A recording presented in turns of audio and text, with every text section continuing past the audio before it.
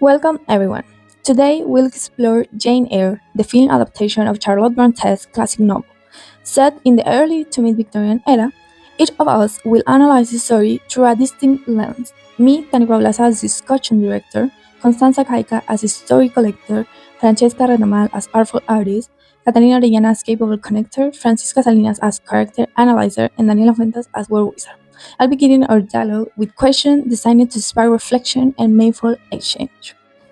Now, to better understand Jane Eyre's work, I invite our story collector to share how the film reflects 1800s social and historical realities. How does it portray the norms and educational practice of that time? Well, keeping in mind that Jane Eyre's story took place in the 19th century, there are many ways in which this novel portrays how those years were. I think the most noticeable aspect of that time is the distance between social classes and all of the stigmas that existed. For example, there's a scene where Mrs. Fairfax, while talking to Jane, said, "They are servants, one cannot talk to them in terms of equality." Also, when Rochester told Jane that he hadn't proposed to whom he loved because of conventional impediments, and when he then asked Jane to marry him, Mrs. Fairfax said that gentlemen of his position didn't usually marry their governess. And finally, the fact that Rochester was married to Bertha because his father made him do it, only because of her fortune. All these things show us how marked social rules were in terms of hierarchy. Another stage of Jane's life that illustrates that time period was her experience at school. We can see tough school punishment, like when Jane had to stand on a chair a whole day without eating, drinking, or being talked to, just because she dropped something. Also, two things about Victorian schools was that classes consisted mostly in memorization, and there's a scene where children were just repeating what the teacher was saying. The other thing is that boys and girls would attend to separate schools, which in the movie is evidenced when John Rivers said that he opened a school for boys and was thinking of opening one for girls. Overall, the film uses Jane's experiences to show how Victorian society was shaped by rigid class divisions, arranged marriages, and strict educational practices. This restriction on class, education, and marriage echo the emotional gaze Jane carries. How did they shape her view of love and duty?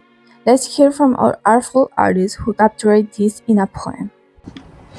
Thank you, Tanea. This poem is called Love and Duty, and I'm going to explain it. The speaker of the entire poem is Jane Eyre. I try to reflect the idea of her thoughts in both the novel and in the film about how the concept of love and marriage were in that period of time, especially in the case of Jane's feelings toward Rochester and John River. The first stanza shows us the prejudice that Jane perceived due to her social status in Victorian time. Then, the second and third stanzas give us the differences among Jane's feeling for Rochester and, on the other hand, how Jane perceived the love between her and John River. The most relevant difference is that with Rochester, Jane feels love and emotional connection, but with John Rivers, she feels duty and obligation, but no real love. In the fourth stanza, Jane's concept of marriage appears as love without barriers and boundaries, only freedom and equality between two people.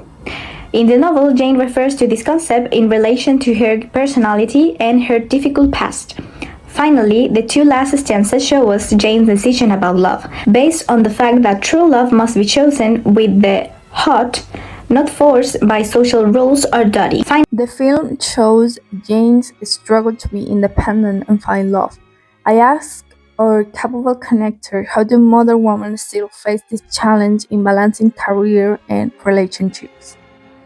Hi everyone, I am Katalina Orellana and I am the capable connector of this reading circle. My role is to link Jane Eyre with our own lives, with other stories, and the world around us. Let's talk about one scene that really struck me is when young Jane is humiliated at Lowood. She's called a liar and she's forced to stand on a stool. And watching that reminded me of moments when I felt unfairly judged, powerless, or just determined to prove myself. I think many of us can relate to that experience. Also, what I think that makes Jane remarkable is her independence and refusal to compromise her principles. She's a forerunner of modern heroines like Katniss Everdeen in The Hunger Games, who also fight for dignity in oppressive systems.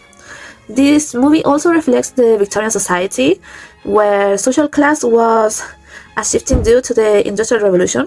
So Jane, as an orphan of humble origins, must rely on her education and effort to survive.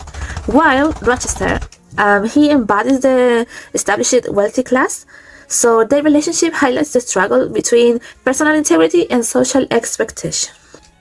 In conclusion, Jane Eyre is much more than a period drama. It's a universal story of resilience, self-respect, and the courage to define her own path. Seeing Jane's story echo modern struggles invites us to look at those which shape her journey. Who did the character reflect her inner world, and what did their motives and chains reveal about the story's emotional core? Well, first we have Jane Eyre. She's the protagonist of the story. The story revolves around her, and we can see a development in her personality during the movie. She had a rough childhood. She was physically abused and sent to lower school where she was mistreated. Her motivations were to be independent, being seen as an equal, and have a romance where she is respected. Then we have Edward Rochester. He is the male protagonist and love interest of Jane. He is the master of Turnfield, and in the beginning he had a distant relationship with Jane, but then they fell in love. His motivations are being in a true love relationship with Jane because in the past he got engaged for convenience, so we can see a development in his personality and say that he's a dynamic character. Sir John River is the second main character.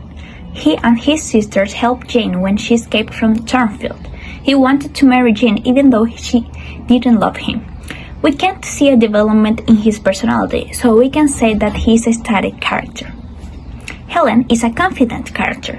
She was the best friend of Jane in her childhood, and she taught Jane a big life lesson. She was the motivation that Jane needed to live.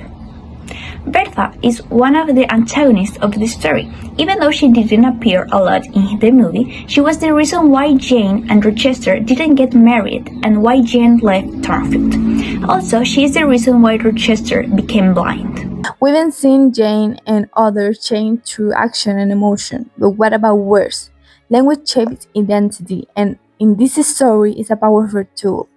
How does the film adapt the novel language for today's audience, or where Wizard will get us through? I'm going to do a little analysis of the movie, and then I'm going to answer our discussion director's questions. In the movie, the language reflects the time period. Many of the dialogues show a formal English full of respect and distance. For example, when Jane talks to Rochester, she does it with a respectful tone, which highlights the different social classes and the rules of the time. However, as the relationship grows, she starts to talk to him more firmly and with a more emotional tension. This change in the way she talks to him shows how the relationship has changed over time. Also, we can see that Jane shows her personality through language, as she uses an honest language that reflects her strong character. She says what she thinks. For example, in the scene of the garden before the proposal, she says to Rochester, "Am I nothing to you? Am I a machine without feelings?" Here she exposes her humanity, asking him directly if she lacks emotions. Then later on, in the same scene, she says to him, "I am a free human being with an independent will, which now I exert to leave you," demonstrating her strong character and bravery, something very uncommon for women in that time period. And to answer our discussion director question, I think, compared to the novel, the movie uses a more simple language for a contemporary audience. While the movie kept some of the most famous lines, the complexity of the words are not the same, and the dialogues are shorter, but the formal tone remains. I think this made it easier for viewers to connect with the story. Through historical insight, artistic expression, personal connection, character analysis, and language exploration, we've been seeing how Jane Eyre speaks across the time. Her history of resilience, love, and self-worth continues to resonate, reminding us that finding one voice is both timeless and transformative.